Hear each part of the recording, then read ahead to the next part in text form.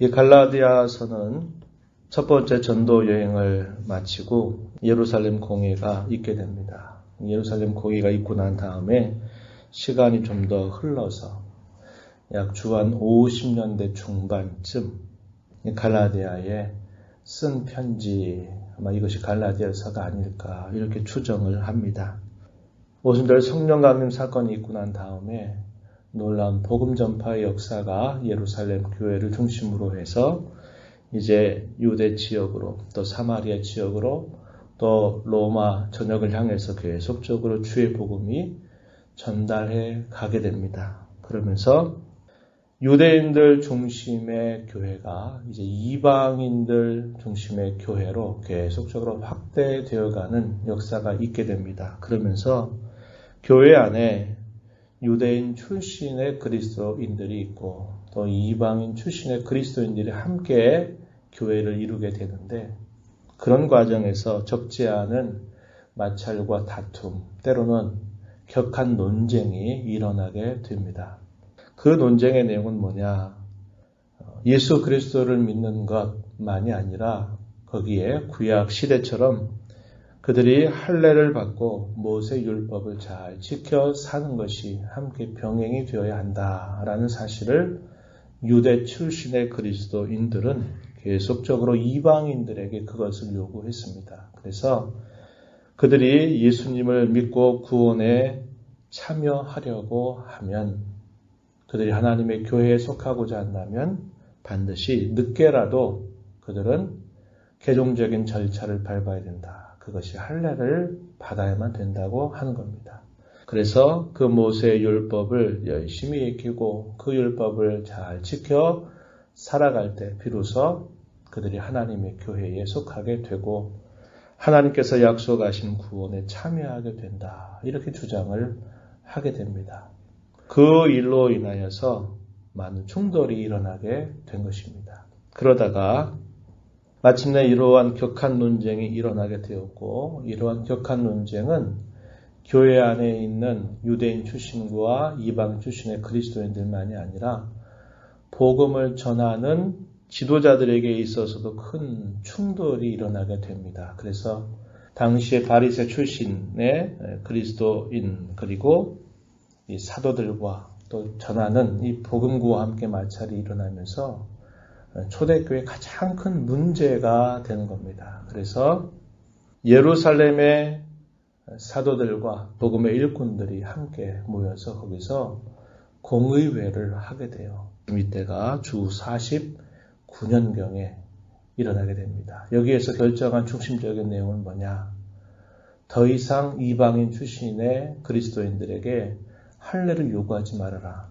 모세 율법을 지켜야만 구원을 받는다고 말하지 말아라. 그러나 적어도 하나님께서 구약 시대에 엄격하게 금하셨던 부분들에 대해서는 이방인 그리스도인들이라 하더라도 그 내용들에 대해서는 주의를 기울이는 것을 결정하게 됩니다. 그래서 여기 결정 문서들을 이제 예루살렘 외의 다른 지역들의 복음을 전하는 사람들에게 또 교회에 그러한 서신들을 알리게 되면서 이제 교회가 든든하게 서가는 그런 과정이 일어나게 됩니다. 그런 과정에서 이 갈라디아 교회에 이러한 논쟁이 격하게 벌어지게 된 것을 바울 사도가 멀리 떨어진 곳에서 듣게 된 것입니다. 그래서 그곳에 편지를 쓰게 된 거예요. 이게 갈라디아서다 하는 겁니다. 그래서 이 갈라디아서는 복음이 무엇인가 하는 것을 설명하고 이 복음을 통해서 예수 그리스도 안에서 주어진 참된 자유가 무엇인가 하는 것을 잘 설명해 주고 있습니다. 대부분의 일반적인 당시의 편지 형식을 따르지 않고 조금 다른 순서를 따라서 이 서신에 처음이 기록이 됩니다. 1절 말씀해 보시죠. 사람들에게서 난 것도 아니고 사람으로 말미암은 것도 아니고 오직 예수 그리스도와 하나님 아버지로 말미암아 사도가 된 바울은, 이렇게 설명하면서 시작을 하게 됩니다. 다른 일반적인 바울 서신의 편지들을 시작하는 문구와는 매우 다른 시작을 보이고 있다는 것이죠. 왜 그런가 하는 것을 우리가 이 갈라디아서를 읽다 보면 사도가 대단히 마음이 급하다는 것을 알게 됩니다. 그가 받은 사도의 자리를 공격하고 그가 전한 복음을 흔들어 버림으로써 교회가 이 복음의 기초 위에서 서 있지 못하고 많이 요동치는 그런 상황을 생각하게 된 바울 사도는 자신이 어떻게 사도가 되었는가, 그것은 사람들에게서 또 사람으로 말미암아 된 것이 아니라 오직 부활하신 주 예수 그리스도 그리고 그를 살리신 하늘 아버지로부터 말미암아 사도가 된 이 사실을 강조하게 됩니다. 그가 이렇게 강조하는 것은 무엇 때문에 그럴까요? 그가 전한 복음이 결코 헛된 것이거나 부족한 것이나 잘못된 것이 아니라고 하는 사실을 확증하기 위한 표현이라고 하는 것입니다. 그러면서 그 이후에 갈라디아 여러 교회들에게 편지한다. 그리고 그 편지를 받는 성도들에게 은혜와 평강이 함께 있기를 축원하게 됩니다. 그리고 가장 먼저 인사말을 마치고 하는 말 4절과 5절 말씀 다시 한번 눈으로 보시죠. 그리스도께서 하나님 곧 우리 아버지의 뜻을 따라 이 악한 세대에서 우리를 건지시려고 우리 죄를 대속하기 위하여 자기 몸을 주셨다. 그러므로 영광이 그에게 세세토록 있을지어다. 송영이라고 말합니다. 영광을 돌려드린다 이 말입니다. 누구에게? 예수 그리스도에게, 하늘 아버지에게 그 모든 영광을 돌려보낸다. 무엇 때문에요? 복음 때문에. 그 복음으로 말미암아 받은 구원의 은혜로 말미암아 오직 영광이 하나님께만 있기를 원하는 그런 표현이 나타나고 있습니다. 이게 복음의 가장 핵심적인 요약입니다. 갈라디아서 1장 4절, 5절. 그 복음의 핵심은 결국 어디로 그 방향이 향하느냐라고 말할 때 그것은 오직 하나님께만 영광이 돌려지는 것으로 그 방향이 향한다고 하는 겁니다. 그러나 반대로 거짓된 복음, 잘못된 복음, 혹은 다른 복음, 변질된 복음을 전하는 사람들의 방향은 어디로 가느냐? 자기 행위를 강조함으로 말미암아 결국 하나님의 영광이 아니라 자기 영광을 나타내고 자기 상을 받는 일에 그 방향이 향하고 있다고 하는 겁니다. 참된 복음과 거짓된 복음의 방향이 이렇게 극명하게 다르다라는 것을 우리는 확인하게 됩니다. 그리고 바울 사도는 그가 전한 그 복음 위에 견고하게 설 것을 촉구하면서 그가 전한 복음 위에 다른 복음을 전한다면 아무리 하늘로부터 온 천사라 하더라도 그 어떤 누구도 저주받아 마땅하다라는 사실을 강조합니다. 바울 사도의 안타깝고도 격한 마음이 표현되어 있는데요. 6절 보세요. 그리스도의 은혜로 너희를 부르시는 이같이 속히 떠나 다른 복음을 따르는 것을 내가 이상하게 여긴다. 사도의 안타까운 마음이 이 한 절 속에 잘 녹아나고 있음을 확인합니다.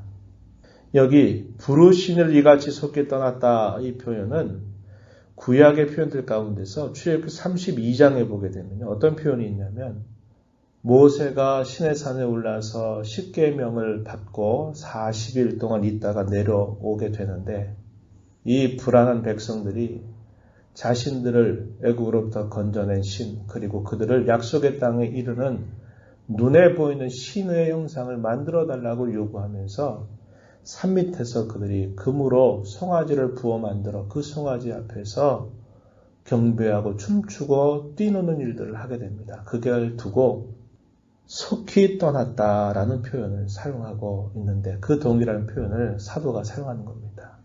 왜 다른 복음에 그렇게 기웃거리고 그 복음에 눈과 마음과 귀가 팔려서 그 복음에 따라가느냐 안타까운 마음을 이렇게 표현합니다. 사도는 말합니다. 다른 복음은 결코 있을 수 없다. 다른 복음을 전한다면 저주받아 마땅하다라는 사실을 말하고 있습니다. 그러면서 그는 그리스도의 종으로서 나는 사람들에게 기쁨을 구하거나 사람들에게 좋게 할 것이 나는 결코 없다. 이렇게 말하고 있어요. 10절 말씀. 이제 내가 사람들에게 좋게 하랴, 하나님께 좋게 하랴, 사람들에게 기쁨을 구하랴. 내가 지금까지 사람들의 기쁨을 구하였다면 그리스도의 종이 아니다. 사람들의 기쁨이 뭘까요? 유대인들이 늘 가르치고 이야기한 것처럼 할례받고 모세율법 잘 지켜서 그 열매를 얻는 것, 그것을 말하는 겁니다. 그게 뭡니까? 나는 의롭게 살았다. 나는 바르게 산다. 라고 하는 자기의 행위를 드러내서 결국 자기 영광을 구하고 자기의 기쁨을 구하는 것을 표현하는 겁니다. 바울 사도도 그렇게 말하죠. 내가 이 은혜의 복음을 전하지 않는다면 난 다른 사람들에게 환대받았을 것이다. 환영받았을 것이다. 다들 좋아했을 것이다. 그러나 내가 이 은혜의 복음을 전한 것 때문에 많은 사람들이 나의 대적자가 돼서 나를 박해하고 나를 힘들게 한다라는 사실을 이야기하기도 합니다. 그러나 그는 사람들의 기호나 기쁨이나 그것을 구하기 위함이 아니라 그리스도께서 자신에게 맡겨주신 그 은혜의 복음 때문에 그는 사람들의 관심이나 사람들의 즐거움을 위해서가 아니라 나는 하나님을 기쁘시게 할 그리스도의 종이다. 이렇게 자신을 분명하게 표명하고 있는 겁니다. 그러면서 그가 어떻게 사도가 되었는가라는 사실을 이야기하는데 그가 그리스도인으로 부름받기 전에 유대교에 있을 때 얼마나 바리새인으로서 열심히 하나님의 교회를 박해하는 박해자 또 반대하는 대적자였었다는 것은 너무나도 잘 알려져 있었던 사실이었죠. 그 사실을 이야기하는 것입니다.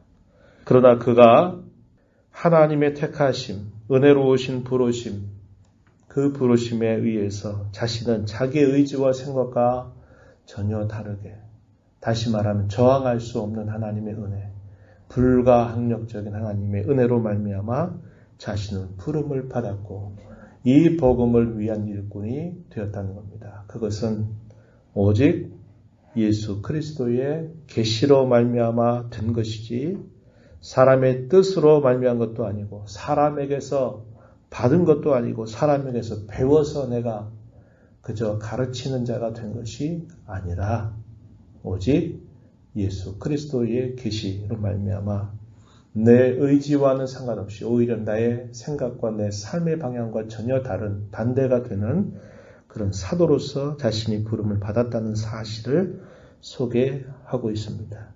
15절에 보세요. 그러나 내 어머니의 태로부터 나를 택정하시고 그의 은혜로 나를 부르신 이가 그의 아들을 이방에 전하기 위하여 그런 애 속에 나타내시기를 기뻐하셨다. 자신이 어떻게 사도가 되었는가 계속적으로 따져 들어가고 그 근원을 생각해 보니까 아하, 이것은 하나님께서 나를 내 어머니의 태에 내가 잉태되기 전부터 하나님께서 나를 택하셨구나. 나를 은혜로 부르셨구나. 나를 이방에 전하기 위해서 예수 그리스도를 내 속에 나타내시기를 기뻐하셨기에 내가 이렇게 복음의 일꾼 그리스도의 종이 되었다는 사실을 분명하게 말하게 되는 겁니다. 그러면서도 그가 이렇게 부름을 받은 이후에라도 그가 어떻게 했느냐 하는 이야기들을 소개합니다. 자신은 바로 예루살렘으로 가지 않았다라고 말하고 그는 아라비아 광야로 가서 거기서 오랜 시간 동안 기도하면서 주의 계시를 받았고 다메섹으로 갔다고 이야기합니다. 3년이 지나고 난 다음에 베드로를 만나기 위해서 예루살렘에 약 2주 가까운 시간 동안을 있을 때에도 베드로를 만난 게 아니라 당시 예루살렘 교회의 기둥과 같은 야고보만을 만났을 뿐이다. 그리고 난 이후 자신은 수리아와 길리기아 지방으로 복음을 전하기 위해서 갔다고 이야기합니다. 바울 사도의 개종에 대한 소식이 사람들에게 증거가 되면서 그 소식을 들은 많은 그리스도인들이 어떻게 했느냐? 마지막 절 보면요. 이렇게 말합니다. 나로 말미암아 하나님께 영광을 돌리니라. 저 박해하던 저 대적자, 하나님의 교회를 가장 힘들게 만났던 저 사람이 그 반대하고 그 싫어했던 복음을 전하러 온 세상을 향해서 다니고 있다고 하는 소식이 알려지면서 하나님은 은혜로우시다라는 사실이 사람들의 말 속에 표현이 되면서 그 일을 행하신 하나님께 영광을 돌렸다라는 이야기를 해줍니다. 우리가 앞서 1장 4절과 5절에서도 참된 복음은 그 복음의 방향이 어디를 향한다고 했습니까? 하나님의 영광의 그 방향이 흘러갑니다. 바울 사도가 변화돼서 복음의 일꾼이 되고 그가 박해자요 대적자였는데 그 복음의 변호자와 선포자와 옹호자가 되게 된 그 사실을 보고도 결국 사람들은 누구에게 영광을 돌립니까? 그렇게 해주신 하나님께 영광을 돌린다고 하는 겁니다. 복음의 본질은 우리를 결코 자랑하지 못하게 합니다. 그 복음은 우리로 하여금 알아가면 알아갈수록 오직 예수 그리스도의 십자가만을 자랑하게 해주고요. 오직 하나님께만 영광이 돌려지게 한다는 겁니다. 오늘날 우리가 교회 가운데 속해서 신앙생활하거나 하면서도 사실상 우리가 여러 가지 많은 일들 속에서 이 복음이 향하는 방향과 반하여서 행하고 그렇게 살아갈 때가 너무나 많습니다. 나를 알아주지 않는다고 그래서 내가 한 일을 사람들이 무시한다고 그래서 자신이 어떠한 일들을 한 것에 대한 정당한 이야기들을 듣지 못하게 되면 견딜 수 없어 하는 그런 마음을 갖는 것은 참된 복음의 열매가 아닙니다. 우리가 신앙이 깊어지고 하나님의 은혜와 그분의 복음의 넓이를 알아가면 알아갈수록 우리도 겸손함을 배워야 되고 오직 그렇게 해주신 하나님의 은혜만을 찬양하고 감사하며 그만을 높이는 그런 신앙의 걸음을 걸어가야 된다라고 하는 것입니다. 오늘날 교회를 대적하는 이 대적자의 참 본질은 뭐냐? 그것은 하나님의 이 바른 말씀을 혼잡하게 만들어요. 섞어버려요. 그래서 진리가 그의 심령 속에 없게 만드는데 그 대적자들의 본질이 있는 겁니다. 저와 여러분이 매일매일 살아가면서 하나님의 말씀을 가슴에 품으십시오. 그리고 그것을 마음에 간직하십시오. 빼앗기지 마십시오. 흔들리지 마십시오. 주께서 우리에게 원하시는 분명한 뜻이 바로 이것입니다. 마지막 세대를 살아가는 저와 여러분이 참 복음을 굳게 부여잡고 그 복음의 열매인 오직 하나님께 영광을 돌리고 그리스도만이 교회의 머리요 주인이 되심을 고백하면서 겸손하게 더욱더 하나님께 영광을 돌리는 그런 복된 삶을 살아가는 모두가 되기를 축복합니다. 하나님 아버지 감사합니다. 또 저희들에게 갈라디아서의 말씀을 또 하루하루 읽어가면서 앞서가시는 주님의 음성을 또다시 듣게 하심을 감사합니다. 복음의 반대자요, 대적자요, 가장 원수 노릇했던 바울을 하나님은 그를 부르시고 그를 변화시키셔서 복음의 일꾼이 되게 하시고 복음의 투사가 되게 하시고 복음의 선포자가 되게 하시고 그 복음을 통하여 온 세상을 구원하신 하나님의 구원의 손길을 펼쳐 가셨던 것을 기억합니다. 하나님의 영광, 하나님의 크신 은혜, 그것이 얼마나 선명하게 드러나는지를 잘 보여줍니다.